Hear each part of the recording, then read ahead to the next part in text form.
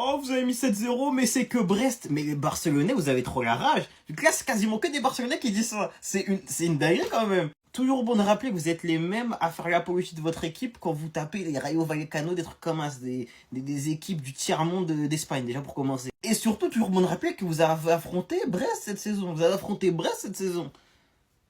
Pourquoi vous avez pas mis 7-0, c'est si facile que ça? Pourquoi vous n'avez pas fait au final? Et le Real a affronté Brest cette saison, pourquoi ils ont pas mis 7-0 également? Enfin, expliquez-nous s'il vous plaît. Et d'ailleurs, le PSG a affronté Brest il y a encore une semaine, pourquoi est-ce qu'on n'avait pas mis 7-0? En fait, vous voulez trop banaliser toutes nos performances. L'année dernière, on vous tape le Barça, mais non, en fait, c'est parce qu'il y avait le carton rouge, mais finalement, c'était le pire Barça des 25 dernières années. Cette saison, on tape City, les frères, avec une sacrée remontada, mais non, c'est le pire style de l'histoire. C'est le pire style de l'histoire, la honte, bah... On met 7-0 score historique, les frères en Ligue des Champions. Face à Brest, mais non, c'est que Brest. Pourquoi vous ne l'avez pas fait? C'est simple que ça au final. Là, dans 2 semaines, on va vous taper au match aller, on va vous mettre un score, vous allez dire non, mais en fait, vous allez trouver une excuse encore. En fait, c'est dingue, c'est crazy ce qui se passe. Comme on dit dans la vie, soit t'es intelligent, soit t'es... Le football a besoin de ce choc. Le football a besoin de ce choc. Paris Saint-Germain, FC Barcelone, 5 victoires des deux côtés, 4 matchs nuls. On fait comment, s'il vous plaît? Les équipes se neutralisent, 27 buts marqués des deux côtés. En fait, disons les termes. À l'échelle européenne, c'est un peu le classico. Maintenant, c'est un peu le classico à l'échelle européenne seulement. Il n'y a pas de rivalité, mais à l'échelle européenne, on s'aime pas, vous savez. Maintenant, moi, je vous le dis, pour le bien du football, on ne doit pas se croiser demain. Enfin, pas demain, mais au tirage vendredi. Si on regarde bien les refs, c'est soit PSG ou Liverpool. Barça, excusez-moi, ou Liverpool pour le Paris Saint-Germain. Soit Barça-Liverpool pour Benfica. Pour le bien du football. Pour le bien du football, il faut qu'on se croise en finale. Un PSG-Barcelone en finale de Ligue des Champions, le divertissement au final. D'un côté, le PSG peut confirmer sa bonne lancée et peut confirmer être enfin devenu un grand d'Europe en gagnant sa première Ligue des Champions grâce à Luis Enrique. De l'autre côté, le Barça peut confirmer sa renaissance. Et en fait... En fait, vous savez, Enrique, ancien entraîneur du Barça, Dembélé, ancien joueur du Barça, on les a éliminés la saison passée. Eux, ils sont un petit peu revanchards, les gars. Et les gars, une finale PSG-Barça, mais qui dit non au final? Qui dit non? C'est le football, on a besoin de ça. Le football a besoin de l'Europe, le monde a besoin, l'univers a besoin de ça. Voir Barcola à ce niveau-là, les refs, ça me donne des sensations dans le bas du ventre, je l'avoue. Non, je l'avoue, les refs. Barcola, moi, je le répète, mais il est vraiment de retour à son top niveau. Et aujourd'hui, Barcola, c'est top 3 pour moi des meilleurs attaquants français. Hormis Mbappé et Dembélé, je mets personne devant lui. Je mets devant Marcus carrément. Les refs, Barcola est de retour à son top niveau. Ce soir, un but, une passe D, un but, 2 passes D, une ou 2 passes D, je me rappelle plus. Qu'est-ce qu'il a été fort ce soir, mais qu'est-ce qu'il a été fort. Alors oui, il y a quelques occasions ratées, on va pas se mentir, malgré tout, beaucoup trop fort, inarrêtable, très bon à la finition, et la passe sur le but de Gvara, les gars, ça passe, waouh, l'inspiration, les gars, fou de fou. Comme on a pu le dire, les refs, hein, les temps forts, les temps faibles, c'est cyclique, ça va, ça vient, on peut pas tout le temps être au top, ça c'est sûr et certain. Malgré tout, il fait enfin son grand retour au top niveau, et surtout, il est très décisif en Ligue des Champions. Je crois que sur ses 3 derniers matchs, il a un but, une passe d'à chaque match. C'est fou, il est vraiment pétard. On espère que ça continue comme ça, parce que Barcola, on le répète, mais c'est un crack, c'est un crack. MVP, encore une fois MVP les refs. Comment leur dire que actuellement, moi vas-y, moi c'est bon, j'arrête de prendre des pincettes, vous allez pleurer en commentaire, j'en ai rien à péter. Actuellement, Vitinha est top 3 meilleur milieu du monde. Et j'ai même envie de dire qu'hormis Pedri, il y a personne qui débat avec eux en fait. Moi je dis les termes. Ça va me dire oh Bellingham n'est pas dans le débat, ça il lâché ça. Ça va me dire oh Valverde, il n'est pas dans le débat. Vous pouvez me dire ce que vous voulez en fait. Pour moi c'est les deux seuls dans le débat. Voilà, je vous dis cash, arrêtez de casser la... Encore une fois, masterclass de Vitinha, encore buteur Ligue des Champions, encore MVP, encore trop fort et on balance les stats. Cette saison, Vitinha, c'est ça les frères. Vitinha, c'est... En fait, c'est trop les gars, c'est trop. 95 quartiers les frères pour faire des différences par la passe, sans sur limiter les fautes et les cartons, limiter le déchet dans le jeu. Le boug est trop fort, trop dominant. Quand on ajoute à ça le fait que Vitinha est dans le top 1% des milieux qui font le plus... Non, excusez-moi, des joueurs qui font le plus de passes vers l'avant. Et dans le top 0,1% des joueurs qui en réussissent le plus en Europe. Il est trop fort. Moi, je vous répète, hormis Pedri, personne parle avec lui, les gars. Lâchez ça, faut arrêter les débats forcés.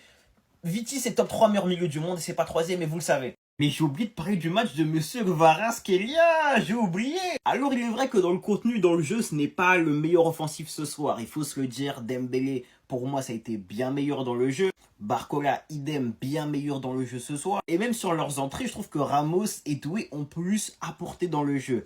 Maintenant, Kvara fait quand même un assez bon match, un match assez réaliste, et au final, il ressort avec un but de passe D. Ça reste à souligner, s'il vous plaît. Le seul truc que je peux reprocher à Kvara ce soir, les refs, c'est par moment ce manque d'altruisme. Alors, il y a 2 passes D, c'est vrai. Hein. Mais en fait, il y a trop d'occasions où Kvara s'enferme tout seul. Il s'enferme tout seul côté droit, côté gauche, au point de corner plus ou moins, parce qu'il veut dribbler tout seul. Il veut pas ressortir le ballon. Il veut veut pas repartir en retrait, il veut pas trouver un partenaire, il veut juste s'enfermer dans ses dribbles. Et ça, c'est le gros défaut de Kvara, je trouve. Mine de rien, il fait un très bon match, hein, je vous le répète. Un but de passe D, ça reste quand même excellent, disons les termes. Mais force est de constater qu'il y a beaucoup de déchets dans son jeu et je pense que c'est vraiment son gros axe d'amélioration. Après, je le répète, hein, c'est que le début. Moi, je suis très content de ce qu'il propose. Je sais qu'il va monter en puissance. Il s'entend de mieux en mieux avec Dembélé surtout et Hakimi. J'aime beaucoup leur connexion. Donc franchement, hâte de voir ce qu'elle va proposer dans quelques semaines, quelques mois. De la méchanceté gratuite.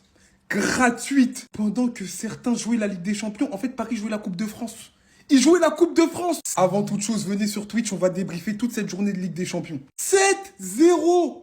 En tout, 10-0. Les gars, c'est la 16e de finale de Ligue des Champions. Et ils jouent pas le 3e tour de Coupe de France à Bourg-en-Bresse ou à Meudon-la-Forêt. Ils jouent Brest, une équipe qui a mis à terre de nombreuses équipes dans cette phase de poule. Ils ont rien voulu savoir. Qui est allé de son but 7-0. Je sais pas si vous vous rendez compte en fait de la dinguerie ce que c'est. Des monstres. Il a créé des monstres. Ligue des Champions, Ligue 1. Il rafle tout. Mais là, Liverpool ou le Barça, ils vont avoir peur. Il faut le dire. C'est le club, quand tu as fini dans les 8 premières places, que tu veux pas affronter derrière. Collectivement, je sais de quoi je parle. Monaco, ils les ont... Voilà. 7-0. Hein. Et il y a 7 buteurs différents. Non mais, en fait, Luis Enrique, t'es un sorcier. T'es un sorcier. Lui là, c'est Hagrid. Hagrid dans Harry Potter. Non, il a créé un collectif, c'est monstrueux. Non, sérieux. Nabil Djelli, consultant de l'équipe. Je ne conseille pas au PSG de croiser Brest en C1. Froidement. Il a lâché son micro.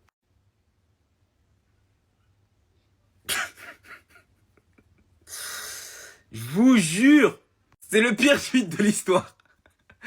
Mais, 10-0 score cumulé, victoire 7-0 du PSG. Je vous jure, hein. Brest, ils ont débranché. Les gars, à un moment donné, ils voulaient passer la manette, mais il n'y avait personne d'autre pour la reprendre. À 3-0, ils ont abandonné. Parce qu'en début de match, ils ont essayé de faire des choses. Franchement, ils ont essayé. Ils ont voulu jouer. Voilà, il y a une frappe sauvée sur la ligne par Marquinhos. Ça tentait des actions, de la Roma, il a arrêté. Mais au 3e but, ils ont déconnecté, les gars. Au 6-0, il y avait déjà 6-0 cumulé. Ils sont montés jusqu'à 10. Vara aura marqué son premier but en LDC. Collectivement, individuellement, ce Paris Saint-Germain a été beaucoup trop fort. Vraiment beaucoup trop fort. Et le pire dans cette affaire, hein, c'est que même quand ils ont vu que Brest avait débranché, eux, ils s'en foutaient. Ils ont continué à attaquer. Ça continuait à mettre du mouvement. Ça voulait vraiment les appuyer jusqu'au bout. Même Mayoulou, il a marqué. Je vous jure, j'ai le seum pour Brest parce que la campagne de Ligue des Champions en poule, elle a été incroyable. Elle a été louée pour qu'au final, il tombe sur l'ogre Paris Saint-Germain et qu'il se fasse boxer 7-0, 10-0, score cumulé. Je vous jure que j'ai mal au cœur pour eux. Force, Neymar. Je savais que cette histoire-là allait mal finir. 7-0 et 10-0 match aller-retour. Alors là, je commence à avoir peur pour les adversaires du Paris Saint-Germain parce que oui, les amis, là, ce que Luis Enrique est en train de construire à Paris, là, c'est terrible. Depuis le début, on voit ce qu'il veut faire, mais c'est là, ça commence à se concrétiser petit à petit. Il y en a qui viendront dire encore, oh, c'est que Brest en face. Les amis, calmez-vous, ils ont battu une grosse équipe avant. Et si vous êtes toujours pas convaincu après ce match, dites-vous que le Paris Saint-Germain va désormais affronter soit Liverpool ou le FC Barcelone. C'est là qu'on verra la vraie vérité. Parce que là, j'ai comme l'impression de faire face à une équipe du Paris Saint-Germain où toute l'équipe peut marquer. Et encore une fois, c'était l'objectif de Luis Enrique quand il a laissé partir Kylian Mbappé, c'est ce qu'il voulait. Il ne voulait pas seulement un joueur qui te marquait 50 buts dans la saison et les joueurs à côté de lui foutaient rien. Ah, maintenant t'as des Kylian Mbappé qui sont tranchants comme pas possible, des Barcola. Kvaratskhelia qui vient d'arriver, lui aussi il commence à mettre dedans. Aujourd'hui, je sais même pas combien de passes décisives il a fait. Sans oublier le Neymar des temps modernes, monsieur Jérémy Doué. Oula, monsieur Désiré Doué. Le frère aujourd'hui, il a été encore buteur aujourd'hui et passeur décisif aussi. Avec le Paris Saint-Germain, c'est tout simplement 14 GA cette saison, 5 buts et 9 passes décisives. Et d'ailleurs, si vous voulez le récapitulatif de tous les buteurs, étant donné que la liste est longue, on l'a ici: Bradley Barcola, 1 but et une passe décisive; Désiré Doué, 1 but et une passe décisive; Gonzalo Ramos, 1 but et une passe décisive; Kvaratskhelia, 1 but et une passe décisive. Bien évidemment, c'est pas tout, il en reste encore. Oh là là là là, On a abattu l'ennemi d'une façon sévère. C'est nous les méchants. Ramenez qui vous voulez finalement. Vous les énumère tous au cas où. 7 buts. 7 buteurs différents. Barcola, Kvaratskhelia, Vitinha, Doué, Nuno Mendes, Ramos, Mayulu. Pratiquement tout le monde. Bah ouais, tu pouvais pas savoir que ça allait arriver. La prochaine fois, fais des mises à jour quand c'est nous qui jouons. Et commencez par toi. Depuis que tu t'es fait chlasse en Olpinel 15, t'es devenu le meilleur gardien du monde. Jeu au pied, t'es stratosphérique, je ne te reconnais plus, t'es parfait. Je t'aime, prolonge, reste comme ça. Et encore, vos ailiers pourris, Greenwood, je sais pas qui, Bradley Barcola, messieurs, dames, encore aujourd'hui. Pardon, vous voyez pas? Concentrez-vous, vous voyez pas? Un mélange d'Iniesta et de Fabian. Je t'ai jamais critiqué, je t'ai jamais insulté. Je connais ton talent parfaitement, t'es élégant. Ce soir, prestation XXL, 2 passes décisives, t'as failli être buteur. Continue ainsi. Nuno Mendes, le meilleur latéral gauche du monde, encore une fois ce soir défensivement. Il a rien eu à faire, mais offensivement, il n'y a pas mieux. Sur le marché, il n'y a pas mieux. Ça, c'est du super sub. Son entrée, alors on commence directement avec sa petite déviation qui lui permet de rentrer dans la surface de réparation. Il a vu Désiré Doué, but pour Doué. Et puis il y va de son but comme à chaque fois. Gonzalo Ramos, merci d'exister. Ce soir on a fait mal. Ce soir on a voulu sanctionner physiquement, mentalement, moralement. Le taf est fait. Plus que ce qu'on était censé voir. Au total, 10-0 sur les 2 rencontres. On va attendre patiemment Liverpool et le Barça. Croyez-moi, les 2 équipes n'ont pas envie de nous affronter. Croyez-moi. Voilà le retour des méchants et le retour du PSG sans pitié. Victoire 7-0. Et les gars, faut pas minimiser. Hein. C'est pas parce que c'est Brest qu'il faut minimiser. Parce qu'on connaît les gens. À chaque fois que le PSG fait une masterclass, les gens ils essaient de rabaisser, de critiquer. Mais les gars, ils ont joué en phase de poule. Personne leur a mis 7-0. Vraiment, ce soir, tout le monde a bien joué. Gvara, il est en train de monter en puissance. Les rentrants, ils ont fait le taf. Ils ont achevé cette équipe de Brest qui était déjà fatiguée. Déjà, ils en pouvaient plus. Mais les rentrants comme Doué, Ramos, ils ont fait le taf. Mayulu, Barcola qui a mis un but magnifique. Aujourd'hui, Ousmane, il n'a pas marqué. Mais quel match il a fait. Les percées, les dribbles, l'organisation du jeu. Il nous a envoyé des caviars. Non, vraiment, il a été incroyable aujourd'hui. J'ai beaucoup aimé son match, même s'il n'a pas marqué. Sans oublier que Kipembe, il est rentré dans un match de Ligue des Champions à domicile. Donc, ça fait doublement plaisir. Mais en tout cas, c'est bien. On a fait le taf. On est passé. On était ultra favoris. Donc, voilà, c'est logique. Mais là, on va voir. Là, les gros matchs, ils vont arriver. Liverpool ou le Barça. Moi, j'ai peur de personne.